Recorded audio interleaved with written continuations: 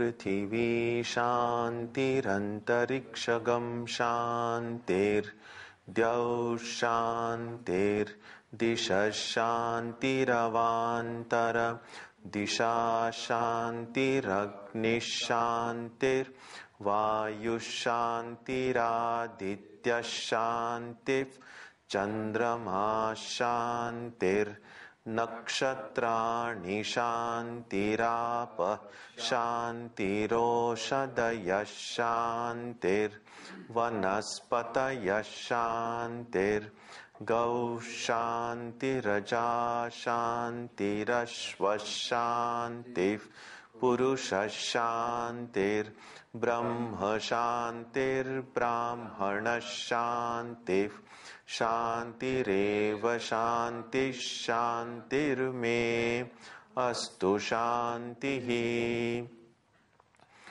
May there be peace on earth and in the sky. May there be peace in the water and in all directions. May there be peace in the plants, in the trees, and in animals. May there be peace in the hearts of all beings. May there be peace in everyone and in everything. Sarvetra Sukhina Santu, Sarve Santu Niramayaha, Sarve Bhadrani Pashyantu, Ma Kaschit Dukha Bhag Bhavet, Sarvastaratu Durgani, Sarvo Bhadrani Pashyatu, Sarvas Sadbuddhimapnotu, Sarvas Sarvatra Nandatu. May all be happy and healthy. May all see what is good, and may no one experience misery. May all overcome their obstacles and acquire good tendencies. May people everywhere find joy and fulfillment.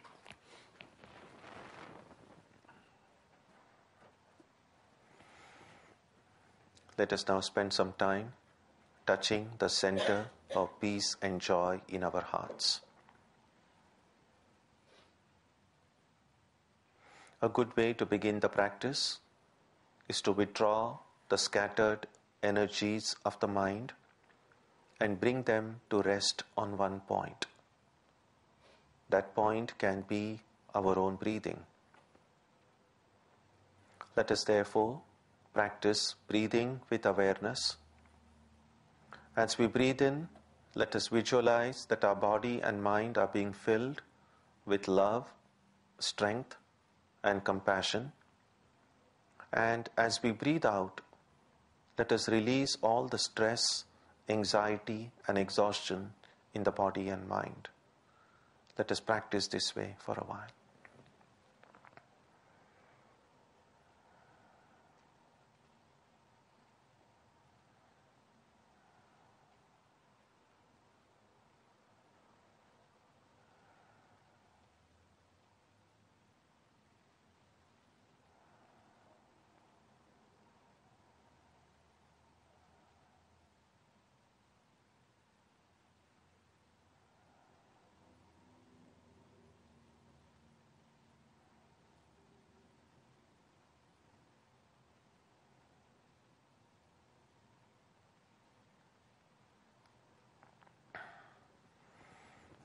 Let us now turn our attention to the region of our heart.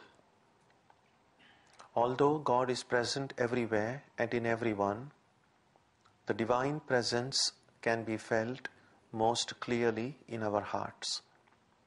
We can meditate in any way we have been taught. To remain focused, we can take the help of a short mental prayer or a mantra or a divine name.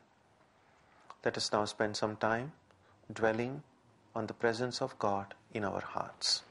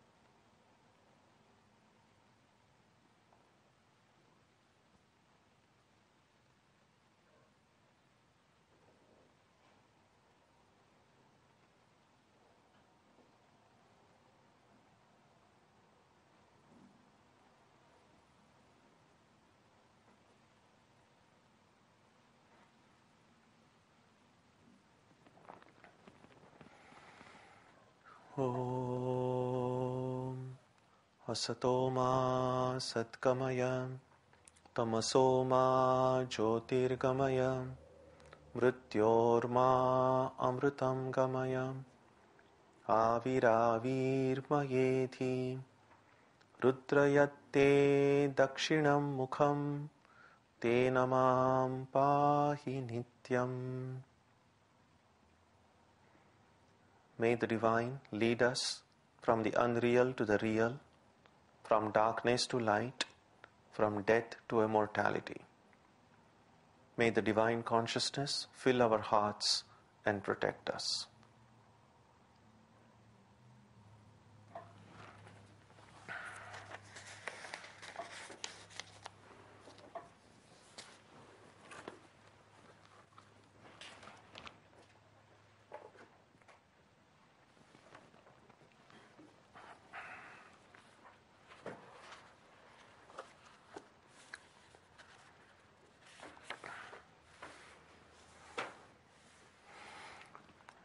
We begin today on verse number 30.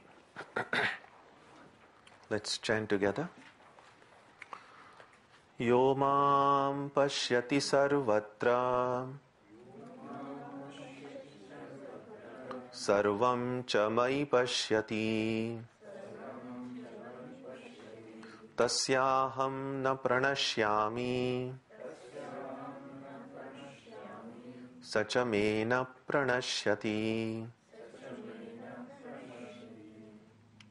Okay, we'll do it again, but a little louder. I know you're capable of doing it louder, so don't feel shy. It's simple. Even if you make mistakes, no problem. But give your full voice. Okay, once again. Yo mam pashyati sarvatra. Sarvam cha mai pashyati tasyaham na pranashyami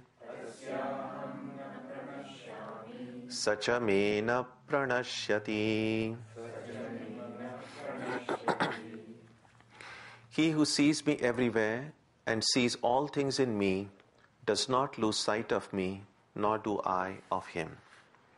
So in this set of verses, the last three which we saw last time also, Krishna is describing what is the experience of the yogi who has attained to that state. You saw the earlier verse 29 said, one whose mind is absorbed through yoga and who sees the same Brahman everywhere, sees the self in all beings and all beings in the self. So this continues that idea. He who sees me everywhere and sees all things in me does not lose sight of me, nor do I of him. The idea is that once we begin to feel the presence of the divine, presence of God everywhere, then obviously we do not lose sight of the divine. Means that at no point will we forget that the divine is present. How does that forgetfulness come? It's like when you go to watch a movie. If it's a well-made movie, before the movie starts, you are aware, oh, I'm sitting here, maybe the popcorn in your hand, and then you are watching a movie.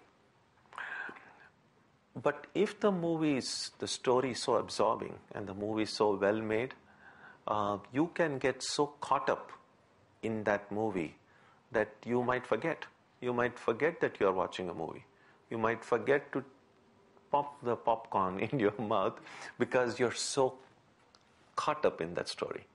And then suddenly you remember, oh, here is this popcorn. Then you kind of pop again. So you know you're watching a movie. And again you kind of get caught up. So depending on how interesting that movie is, you might forget that you are going to watch it. And that depends on how good a director that movie has. If it's a good director, it will be a well-made movie, and then it's easy to get absorbed into that story.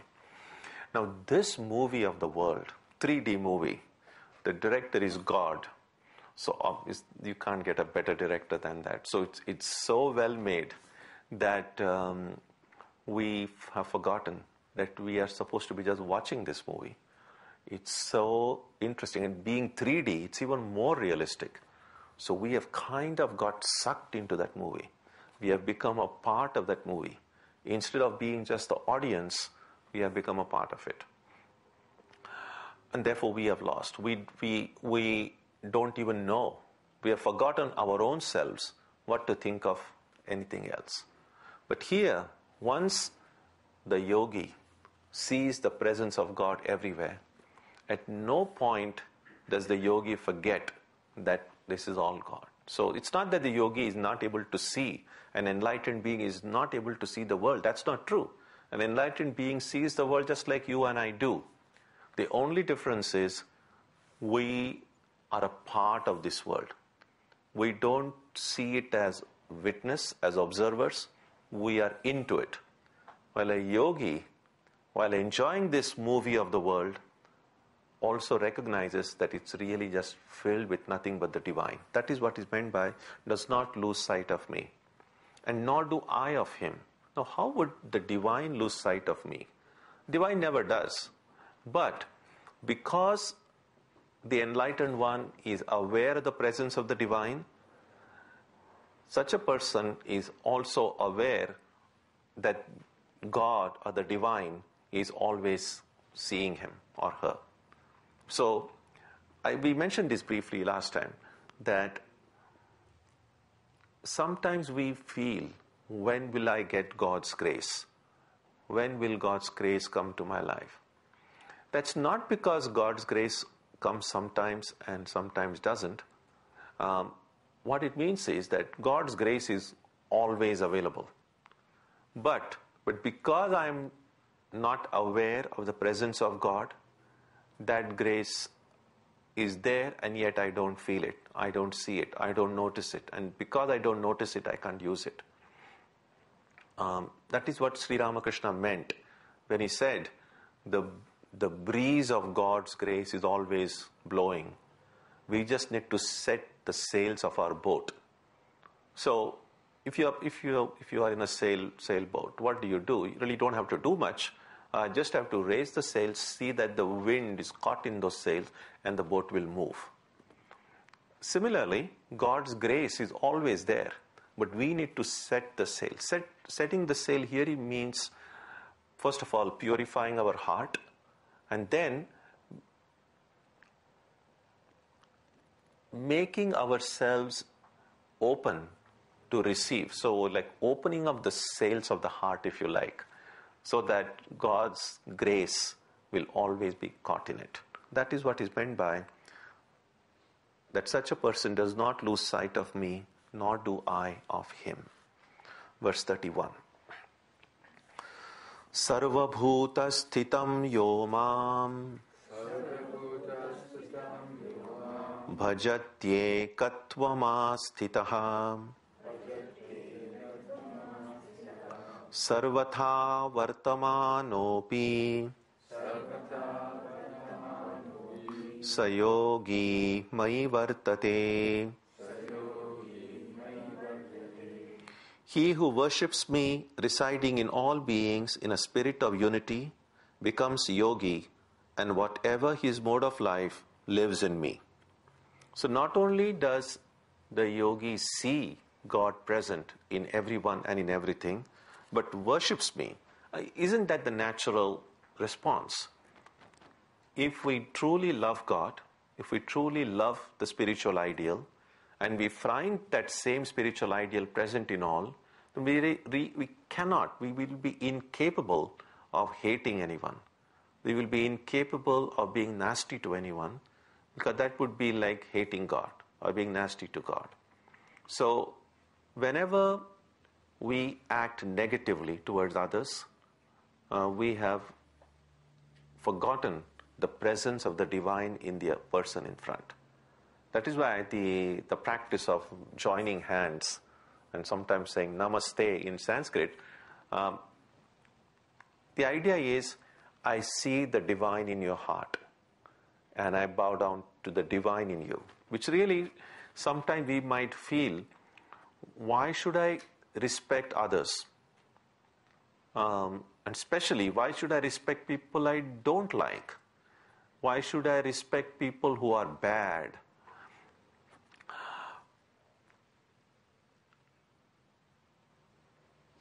What an enlightened being does, an enlightened being would respect everybody, because really the enlightened being is seeing the presence of God in everyone. Even in the worst of persons, God is present. Then we might say, if God is present in them, why would they do terrible things? And the answer is simple. The answer is that in some, God is present in the hearts of all. In some, the covering is very thick. So the light of God's presence hardly comes out. You don't see much manifestation of the divine in them. In those whom we see as good people, the covering has kind of become translucent. So you see a little bit of light coming out of through them. The light of goodness, the light of honesty, the light of purity. And in the enlightened being, that covering has become completely transparent. So you see that light in all its glory. So it's a difference in degree of covering, but God is present in the hearts of all. So one who worships that divine in the hearts of all, seeing that same one truth abiding in the entire universe, whatever his mode of life. What does it mean, whatever his mode of life? It really means that such a person goes beyond do's and don'ts. So in order to lead a disciplined life, we all need some set of some set of rules, some discipline. Now when that discipline is imposed from outside, we resist it. It's like, who is anybody to tell me what I should do or what I shouldn't do? One can kind of understand and even respect that kind of resistance. But while we may resist someone else telling me what I should do or what I shouldn't do, that does not mean that I shouldn't have my own rules. That I set the boundaries, I set the parameters, that I decide these are the things I'm going to do. These are the things in accord with my own values and principles. These are the things I will not do. So when we make the rules ourselves, I don't think there should be too much resistance to it, since it's we ourselves making the rule. But the problem which can sometimes arise due to that is that we might, well, if I have made the rules, then I can even break them. Which is what sometimes we see happening, that when we are in a kind of a good mood, we make all this set of rules or kind of schedule. This is what I'm going to follow. This is what I'm going to do. And then oftentimes many of us fail to follow our own rules, our own schedule. So that is where willpower comes in. So whether the rules are or the do's and don'ts are imposed from outside or inside, a life which is completely bereft of any discipline really has no hope. But if we have these sets of do's and don'ts, it helps us grow stronger. We need some kind of a fencing. Ramakrishna gave the example of a little plant. So when a little plant is growing, it needs fencing. You need to protect it. Otherwise, sheep, goat, cattle, or deer, sometimes squirrels can come and just eat away a lot of the plants in your garden. And so you need to kind of cover it to protect the plant. But after the plant becomes stronger, after it goes into a big tree, you don't need a fence anymore. Ramakrishna said that you can even then tie an elephant to it. No harm will come. So similarly, in the beginning of our spiritual lives, these sets of rules, whether self-made or from some external source, which we trust, these rules help us get stronger. This discipline helps us become stronger. And once we become strong enough, then we may not need those rules anymore. And that is what is meant by whatever his mode of life, that when a person is able to see and feel the presence of divine in all, such a person does not then need a set of do's and don'ts. Does that mean then this person in this stage, the person kind of flouts all rules? No. The idea is that by this time I have become so disciplined that I will naturally do the right thing. I will naturally do what needs to be done and naturally avoid what shouldn't be done. The story that I often like to narrate about this is that in the Buddha's life, Buddha, as you know, lived to a ripe old age. And even when he was very old, even in his 70s and 80s, he would follow all the rules in the monastery. Every little rule about what time they should get up, when they should take a shower, what kind of robe should wear. Every little rule he followed systematically. And he was old. And he was already enlightened. So some of his own students went and told him that, these rules were made for novices, those who join the monastery and they need some discipline. You are our teacher, you are enlightened. You don't need to follow all these rules. You can just relax. And then the Buddha smiled, and the Buddha said, you're right. I don't need to follow all these rules. But he said, when I was young, I did follow all these rules. And now, I don't follow these rules anymore. The rules follow me. In other words, he automatically, naturally, spontaneously does what needs to be done. And so that's really what discipline can do. And you can see that. Once you kind of, in the beginning, when we make some rules, in the beginning we have to struggle. In the beginning we have to use our willpower. But once it becomes a habit, then it becomes so much more easy. Then it will be, in fact, difficult to change. For a simple thing such as waking up early in the morning, suppose you decide, I'm going to wake up early and meditate or pray. And if you're not accustomed to doing it, in the beginning it's going to be difficult. In the beginning, even if you set an alarm, you just, in your sleep, you just kind of switch it off and go to sleep again. But then if you use your willpower and say, no, I'm going to get up and I'm going to get up. So you just force yourself to get up, even if you don't feel like getting up. And you do it for some time, you will see. We are creatures of habit. Once the body gets used to it, a time will come you may not even need to set the alarm. You'll automatically get up. That's just how it is. And that's why oftentimes when we are young, our parents, our teachers, the elders in the family would tell us to cultivate good habits. The idea is once that habit is cultivated, then it becomes so much more easy.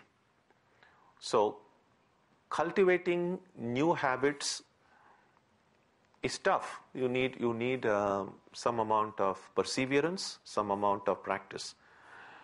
More tough than cultivating new habits is unlearning old habits. That's difficult. So you need willpower for that as well. And so you can see in all these practices, willpower comes again and again and again. You have to use the willpower. And that's what Krishna is pointing out here. Once the enlightened one is able to feel the presence of the divine everywhere, such a person is no more bound by a code of do's and don'ts, because by this time the person has become completely disciplined. Verse 32. Atmaupamyena sarvatra samam pashyati yorjuna sukham va yadi va dukkham sayogi paramo mataha. He who by comparison with himself looks upon the pleasure and pain in all creatures as similar, that yogi, O Arjuna, is considered the best. So among these enlightened ones, who is able to feel the presence of divine in everywhere, Krishna says there is still a higher stage. Which among these yogis would be the best is one who not only sees the same presence in all, but who is able to see it with empathy. So there are these two things. One is compassion, the other is empathy. Compassion is you see, you feel for the suffering of others and you try to help them. So that's good. Helping others through compassion is great. But a higher stage is empathy.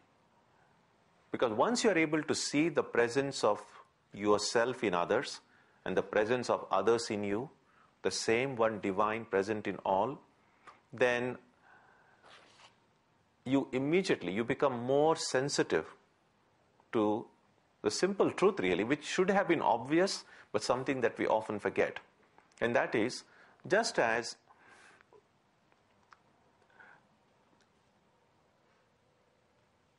what brings me pleasure makes me happy, what brings me pain makes me suffer. That's our experience.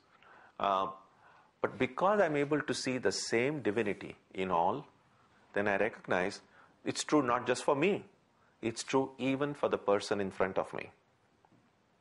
And therefore, just as I will protect myself from exposing myself to any source of suffering and pain, I must be careful to see I don't become the source of suffering and pain to somebody else. So first of all, I can regulate my own relationships, my own behavior towards others by recognizing that just as I experience pain and sorrow and joy in my life, others experience the same. And this is putting it in a different way, what we normally say is the golden rule. That do unto others as you would have them do unto you, or do not do unto others as you would not have them do unto you. So once we learn to put ourselves in the place of a person in front of us, we will always deal with that person appropriately. There is a big passage in the Brihadaranyaka Upanishad which says that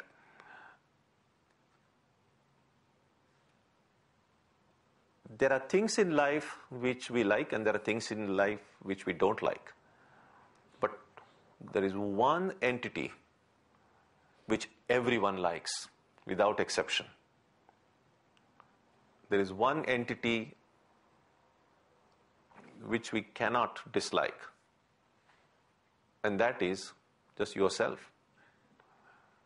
So that everyone, in fact, our liking for everything else in the world is because that thing is agreeable to myself. I mean, why would I, for instance now, ice cream? I say, I like ice cream. Well, why do I like ice cream? Well, I like ice cream because when I eat ice cream, it makes me happy. So, I like ice cream not for ice cream's sake. I like it because it makes me happy. Or if I don't like something, I don't like it because something is wrong with that. I don't like it because it brings me pain. So, all our likes and dislikes in the world are because of how they are related to me. So the one entity which is the dearest to everyone is their own self. Now, if I see myself, my true self, present in all, then everyone should be dear to me. Because the moment I see others as others, then there is a problem. Because then the idea is that, others can be suffering. I'm okay. I don't have any problem with it. Because I have this category of others then. That is why that one of the words that I often like to quote is that in Sanskrit it goes like this. Ayam nijaha paro va iti ganana laghu chetasam udara charitanam tu Vasudhaiva Kutumbakam. It simply means a person who makes such distinctions as me versus others. And most of us do that. We may like people, we may love other people, but we still know they are not me. So our entire dealing with the world is these two categories are always present. Me and everything that is not me, everyone who is not me. Now this division, that this is me, this is what I like, that's not mine, those are other fellows. This distinction, this verse says, belongs to Laghu Chetasam, small-minded people. When our mind and heart narrows down, shrinks, then we make this distinction between I and you, others. But when everyone belongs to one family, it's actually not one family, because even in family there are others. It's really one. Everything becomes one. Udara charitanantur. When our heart expands to embrace the entire creation, then there are no others. If there are no others, then the only sensible response to everything can only be love. Because I love myself, and myself is there everywhere. Now, so we do reverse engineering here. So which comes first? Should I? Oh, I said, well, of course I will love others, but first let me see myself in all, then I will love others. Until that time I can hate others with vengeance.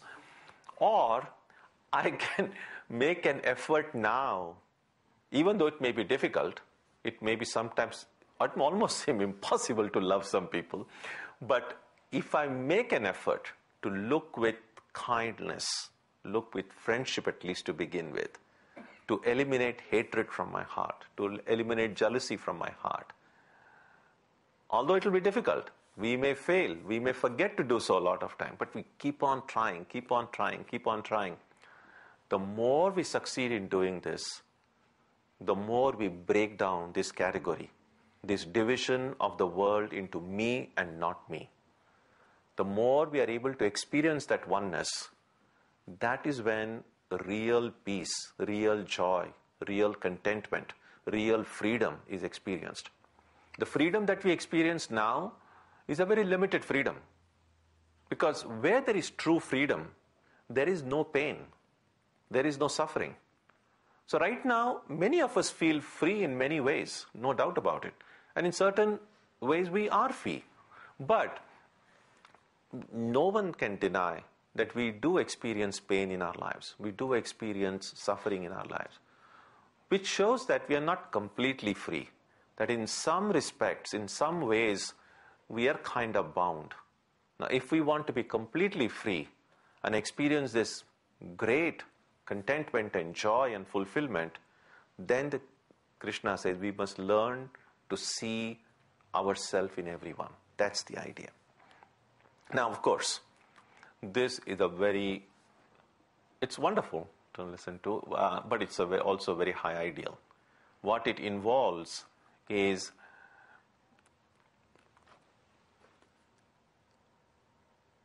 learning to see ourselves and the world with a new set of eyes. That's difficult. As I said, learning something new is relatively easy. Unlearning something old, that is difficult.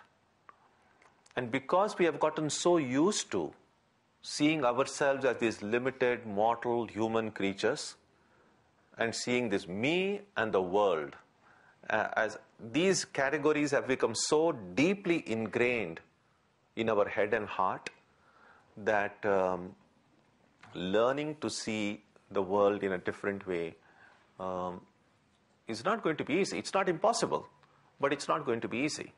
It's a little bit like sometimes, let's say, after maybe someone has a major auto accident or something, or some kind of a severe illness, and then this person may may find it difficult to balance themselves. And so after a long period of hospitalization and rehab and all of that, then you say, well, now you need to learn to, and sometimes you need then a therapist to help you to learn walking. Because if I have lost my sense of balance, I may need to learn walking all over again. We learned walking when we were little babies. Slowly we was crawled on all fours, and then gradually we learned walking. But sometimes later on in life, due to one reason or other, not for everyone obviously, but in some instances, a person may have to learn to walk all over again. And that's not impossible, but it takes practice. It needs training. Exactly in the same way, we have already learned to have some understanding of ourselves and some understanding of the world. So that's already learned. But now, what we are being told is, now relearn it. Have a different understanding of who you really are. Have a different understanding of the world in which you live. And that's going to be as challenging as that person now who is learning, who has lost the sense of balancing and now is being taught again how to balance and how to walk. And that